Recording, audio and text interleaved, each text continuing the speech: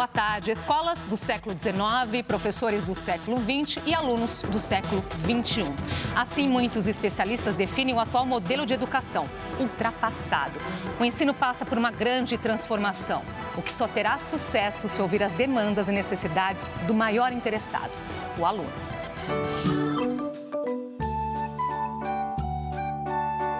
Por que a farofa se chama farofa? A dúvida dos alunos, exposta no cartaz, levou a uma jornada pela África, da origem do termo à trajetória do líder sul-africano Nelson Mandela. Nesta escola, na zona leste de São Paulo, geografia, história, português são ensinados a partir dos interesses dos estudantes. Eles estão, de fato, interessados naquilo que eles estão aprendendo, né? Algo que parte deles, é a motivação deles em aprender determinado assunto, em desenvolver uma nova técnica. Há 4 anos, a escola decidiu abandonar os métodos tradicionais de ensino e apostou num jeito inovador. Este grupo, com alunos do 3º ao 7º ano, aproveitou a sombra da árvore para estudar. Aqui na escola, o desejo de inovar, de fazer diferente, vai muito além da parte pedagógica. Já não existem mais as tradicionais salas de aula. Até a estrutura física foi envolvida no projeto. E o que parece ser uma parede, se precisar, sai do lugar. É uma verdadeira dança. Para mudar o espaço na sala de artes, basta erguer o todo. Em outras áreas, um plástico transparente divide os espaços. Isabela, qual a motivação de estudar numa escola sem paredes? Eu acho muito legal porque dá para ver mais as coisas, ver mais a natureza, assim, as pessoas de fora, assim. A gente usa um pouco a fala do Homem-Aranha. Com grandes poderes vem grandes responsabilidades. Eles têm essa autonomia e têm a responsabilidade de manter aquilo que eles precisam. As professoras explicam que a base curricular oficial é seguida, mas a escola é livre para decidir como vai apresentar o conteúdo. Por exemplo, o inglês pode ser praticado com música.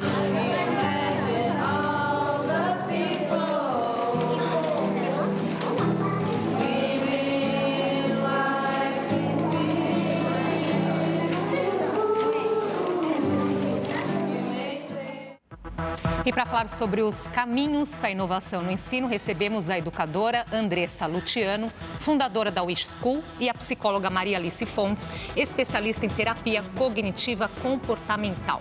E você pode participar da nossa conversa com as suas perguntas e também comentários. Pode ser via Facebook ou então pelo Twitter. Os endereços estão aí na sua tela. Boa tarde, obrigada por ter aceitado o nosso convite. Obrigada a você. Obrigada. Vamos começar nossa conversa com essa afirmação que, assim, a gente percebe que está aí nos discursos de vários educadores, que a escola do século XIX, os professores estão no século XX e os estudantes no século XXI. Quer dizer, alguma coisa está errada porque não tem uma conversa aí. O que isso significa na prática? Eu acho que a gente olha, por exemplo, na reportagem fala do espaço, então acho que essa escola, como todo mundo viveu a escola, né? Todo mundo tem alguma experiência escolar para contar, então é muito difícil mexer numa estrutura que está tão fixa. O professor, meio decorrência dessa estrutura, e os alunos chegando num formato totalmente novo, assim. O que eu acho que talvez a gente deveria fazer era olhar de trás para frente, né? Então, o que os alunos do século XXI estão falando, como é que esses professores do século XX podem se ajustar nessa fala, para aí, então, depois de entender as necessidades lá na ponta, olhar para essa escola e entender o que precisa ser mudado. Então, acho que é um pouco sair um pouco de dentro da escola, olhar para as necessidades e depois poder voltar para dentro dela e entender o que precisa ser mudado e de que maneira, né? Ouvi muito esse estudante, né, Maria Alice? Porque a gente ouve o estudante, a escola é chata, por que eu estou aprendendo isso? Então, você sabe que tem pesquisas que mostram que os alunos dizem que é um tédio, né? Assim, a palavra que eles usam é o tédio dentro da escola. E a gente precisa mudar essa situação. O mundo mudou, né, Andressa? Se a gente for pensar que há 100 anos atrás a gente tinha uma educação muito mais hierárquica. Hoje a gente tinha pessoas em cima e os alunos lá embaixo. As famílias eram totalmente hierárquicas, os governos eram hierárquicos e hoje em dia a gente tem uma situação de mais igualdade. O aluno quer conversar com o professor, quer compartilhar aquilo que ele pensa e o professor tem que estar preparado para isso. Só que, infelizmente, muitas das situações que a gente vê hoje são professores ainda numa atitude mais de uma tentativa de controle em cima dos alunos, né? Hierárquica ainda, brigando com os alunos, exigindo coisas. E assim a gente sabe que os alunos aprendem muito menos, né?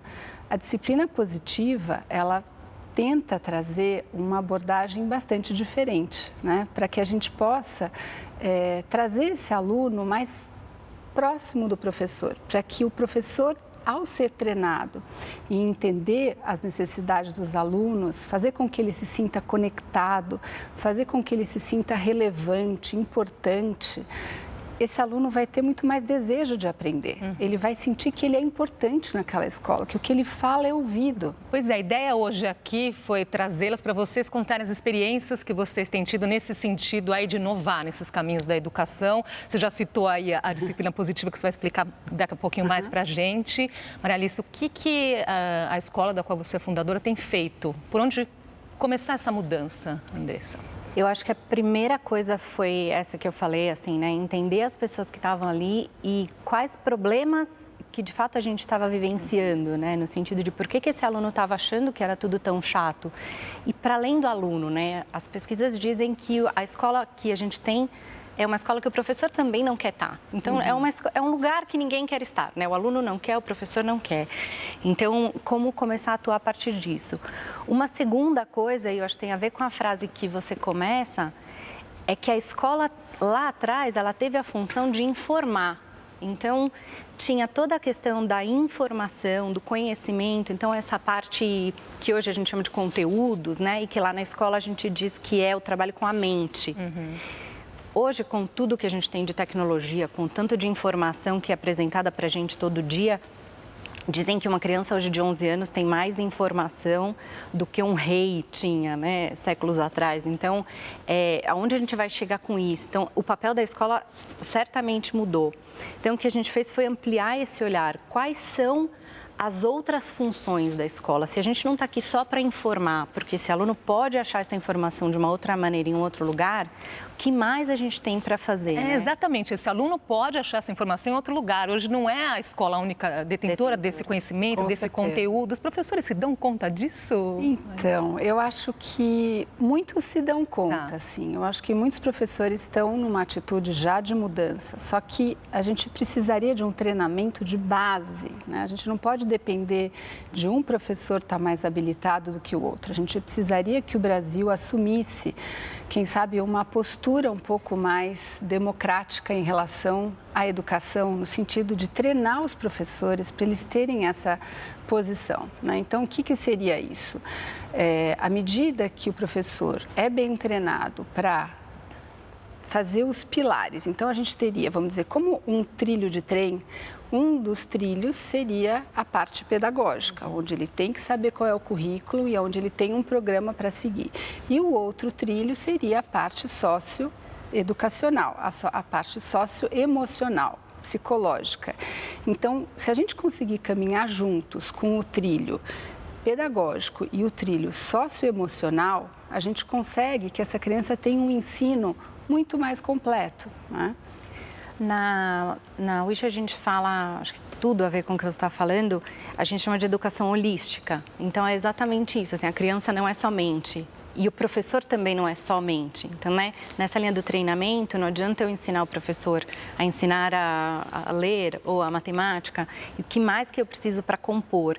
Então, a gente trabalha com a mente, sim, né? Então, os componentes curriculares não são deixados, mas a gente entra com o corpo, que também é esquecido conforme as crianças vão crescendo, com o espírito, que eu acho que tem a ver com essa coisa do autoconhecimento e a parte socioemocional que ela comenta, os outros, então todas as relações que se colocam na escola, tanto crianças como crianças adultos e como é que elas se dão, e o mundo, que seria olhar para esse mundo que está em constante mudança, o que ele traz para além dos currículos que estão postos nos documentos, né?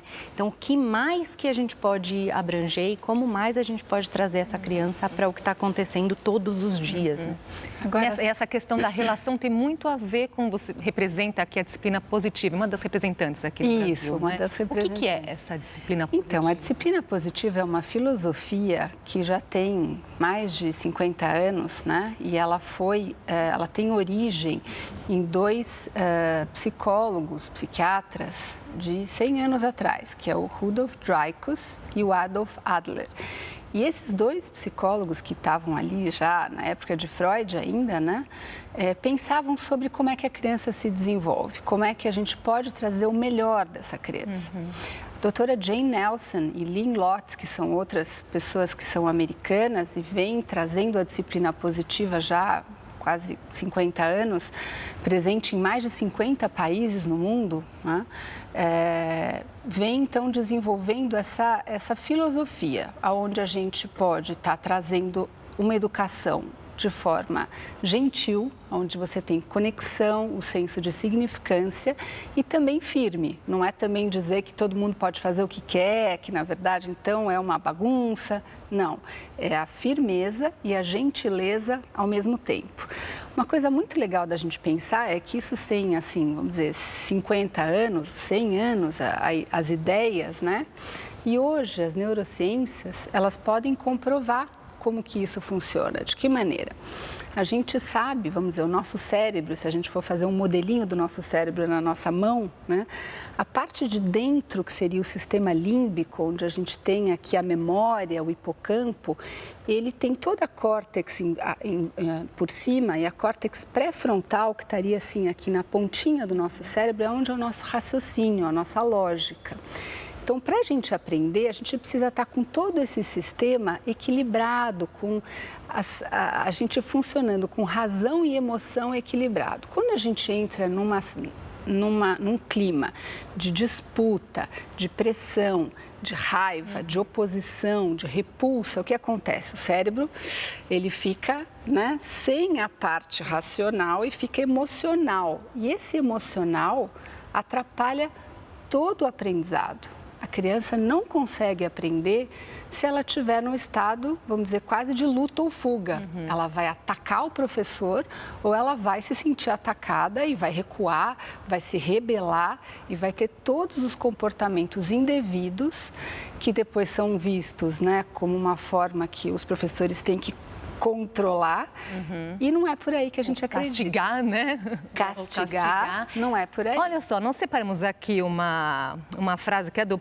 Paulo Freire, que eu acho que tem tudo a ver com a nossa conversa aqui, exatamente sobre esse processo de aprendizagem que persiste há anos, né? O professor ali na frente, detentor do conhecimento, e o estudante ali que deveria absorver. Ele já dizia, ensinar não é transferir conhecimento, mas criar as possibilidades para a sua produção ou construção. Quer dizer, ensinar então é uma troca de saberes, Andressa. Como que isso pode ser levado? Você pode trazer um exemplo para a gente de como isso é colocado em prática? Claro. Eu acho que você falou a palavra certa, assim, é troca, né? E eu acho que por isso que é tão difícil, que as pessoas falam que é tão difícil fazer, porque o professor, o educador de um modo geral, né? Porque a gente também tem esse lema que todos somos educadores, mas a hora que ele sai dessa posição de controle, ele também fica numa posição ali bastante vulnerável, né? Essa troca de conhecimento, que vem também do desejo do aluno, pode pegar ele num lugar que não é um lugar confortável, né? Então, na escola, por exemplo, uma turma começou a desenvolver o trabalho no começo do ano e um tema que estava muito ali no momento era o grafite, as pichações, né? E a turma trouxe isso como uma discussão, e a discussão entre o belo e o feio, as diferenças entre grafite e pichação, como essas coisas se colocaram, né, na história até chegar no que a gente tem hoje. E aí a professora teve que construir, porque não é uma coisa que ela tem de conhecimento, saber sobre o grafite, sobre as manifestações nessa linha. Então ela tem que construir junto. É um lugar de se colocar muito vulnerável, né? Então, eu acho que a riqueza está aí e a dificuldade está aí também. E não estaria também no sentido de que o professor pode, nessa mudança, aí ter a percepção de que, então, estou perdendo poder? Não necessariamente, então? Eu acho que o professor pode ter mesmo essa sensação, porque ele está acostumado, né? Ele que manda. Tem algumas escolas que a mesa do professor é mais alta, né? Ele está ali olhando para os alunos de cima para baixo. Essa percepção, ela ainda existe. Na verdade, é o que mais existe hoje no Brasil. Nos Estados Unidos já existe um movimento de mudança bastante grande, onde a disciplina positiva ela é ensinada em base para os professores, né? Agora, se a gente voltar lá na fase do Paulo Freire, a gente vai pensar que, assim, a gente fala em disciplina. Quando a gente fala disciplina, você pode pensar, tem que disciplinar, tem que punir. Mas a palavra disciplina vem de discípulo, e discípulo é aquele que segue, é aquele que aprende. Então, o aprendizado, ele é uma troca. E quando a gente propõe a disciplina positiva, é isso, né? A gente trocar e fazer o conhecimento se desenvolver e desenvolver os alunos no seu melhor potencial. Imagina, se o estudante chega com uma ideia, a ideia é ouvida e acontece dentro da escola, eu quero voltar para essa escola amanhã, né? Eu tenho vontade. E várias coisas práticas, né? Enfim, por exemplo, uma coisa simples da disciplina positiva, o que quer dizer? Perguntar ao invés de mandar. Isso que a gente fala. Então, ao invés de você falar, você vai sair agora e vai colocar a sua lição de casa em cima da minha mesa. A gente poderia dizer o que você normalmente faz antes de sair da sala de aula. Você ter uma atitude sempre de pergunta ao aluno, perguntando para ele ao invés de mandando, você incita a participação dele, né? Você encorajar o aluno ao invés de simplesmente elogiar. Encorajar quer dizer... você é tão capaz de fazer uma redação, você faz uma redação tão bem, do tipo, o elogiar seria, sua redação está ótima, você tirou 10, selinho, estrelinha, né? Você é capaz, você é muito bom, você tem habilidade, você pode fazer cada vez melhor. Então, o encorajar versus o simplesmente dar um elogiar e o perguntar versus, né, o mandar, são duas coisas simples que eu acho que qualquer pessoa poderia já inicialmente implantar dentro da sala de aula. Vamos fazer uma pausinha aqui, a gente volta já.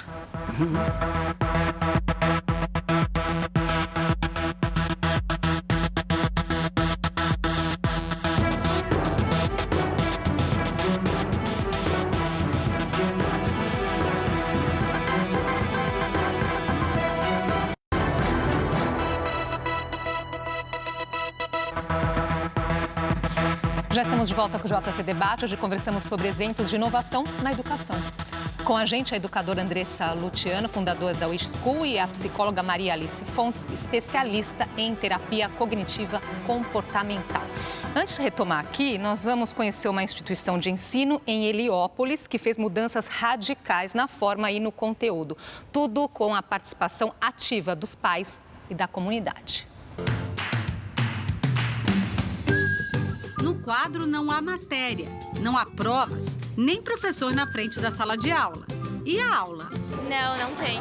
É o projeto da Escola Municipal Presidente Campos Sales, em Heliópolis, na zona sul de São Paulo.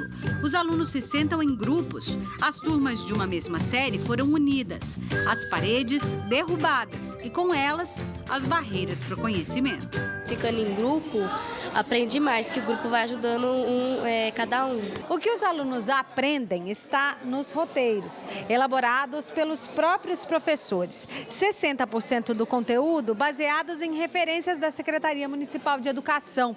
Os outros 40% na realidade social, na vida e nos interesses dos estudantes. Em vez das provas tradicionais, a avaliação é feita durante a convivência diária entre professor e aluno. Quem aprendeu menos, ganha reforço. E se o aprendizado deles depende deles mesmos, nascem a autonomia e a responsabilidade. Em outras escolas a gente não tem essa química com os alunos, tipo, tá do seu lado, você não pode conversar com ele, você não pode tirar as dúvidas com ele, mas aqui a gente pode. Se funciona? Quando a gente convive com os alunos, o que mais me impressiona é o discurso deles. Eles têm um discurso muito mais reflexivo do que em outras escolas.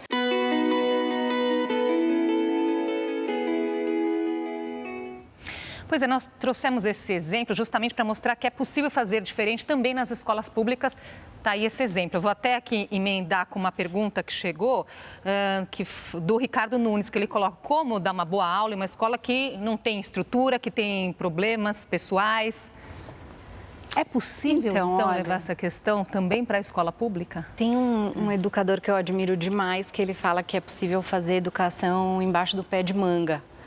Então, eu acho que, dada as condições para as pessoas, a escola é muito mais formada de pessoas do que de paredes, né? Sem dúvida. Feito um trabalho de formação com as pessoas que estão ali, entender o que aquela comunidade, o que aquele contexto precisa e fomentar nessa base a necessidade das pessoas, eu concordo com ele. Acho que dá para fazer educação até embaixo do pé de manga. Só vou colocar o comentário da Débora antes de passar para você, Maria Alice. Ela fala, como aluna, eu posso dizer sim que é importante que professores inovem nos seus métodos de ensino, porque que muitas vezes não atraem os alunos.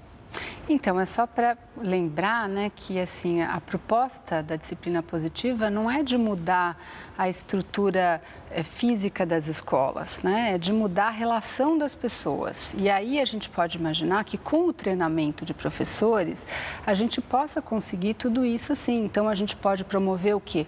Reuniões de classe. Isso é uma coisa que é proposta da disciplina positiva. O que seria reuniões de classe? Um momento onde os alunos se sentam em roda para conversar sobre problemas que estão acontecendo naquele ambiente.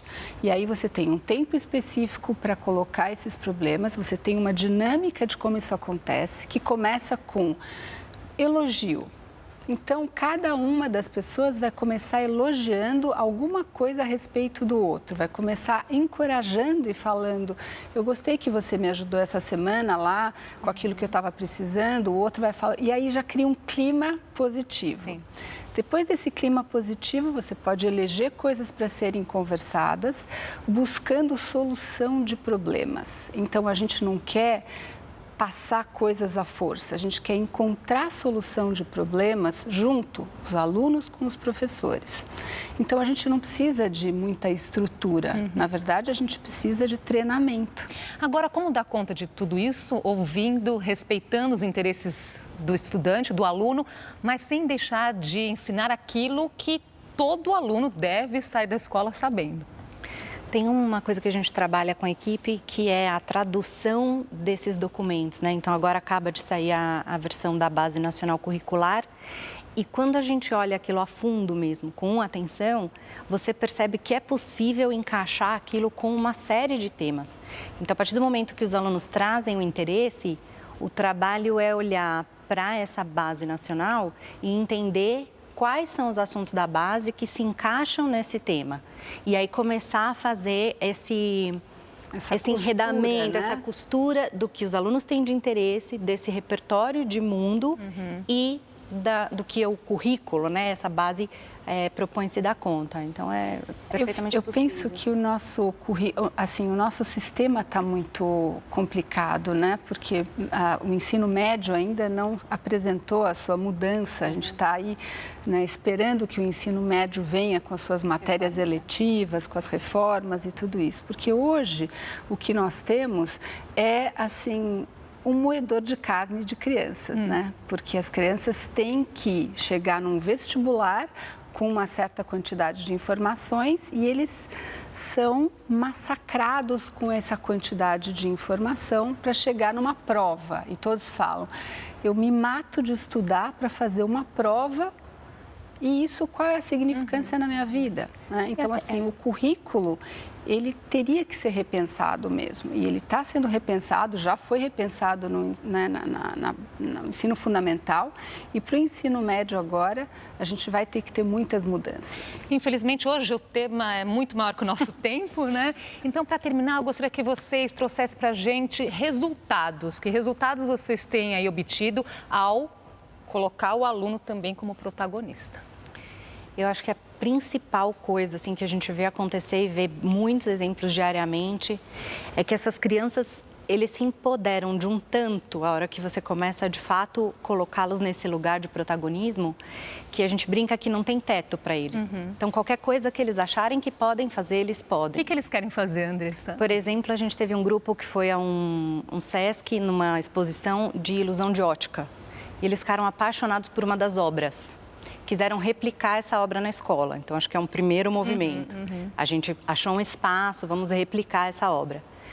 Aí eles acharam que a obra ficou incrível, então eles queriam convidar o artista para ver a obra. Eles conseguiram achar o artista, morava em Nova York, mas ia via São Paulo para uns compromissos.